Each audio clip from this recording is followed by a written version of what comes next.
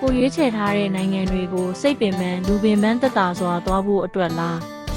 နိုင်ငံအစုံလဲဖို့အလုပ်ကိစ္စသွားဖို့ကလေးကြောင်းထားဖို့အစရှိတာတွေအတွက်လားနိုင်ငံတိုင်းမပူမပင်သွားလာဖို့ဗီဇာအတွက်ဆို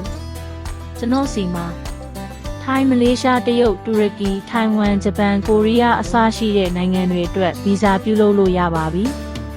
စိတ်ချရတဲ့တာဝန်ယူမှုတာဝန်ခံမှုနဲ့အတူလူကြီးမင်းတို့ခရီးစဉ်အတွက်စဉ်းစားထားတဲ့အတိုင်းစိတ်ကူးထားတဲ့ခရီးစဉ်ချုံးမွေးစေဖို့ညံသာဗီဇာလာပြုလုပ်လိုက်ပါ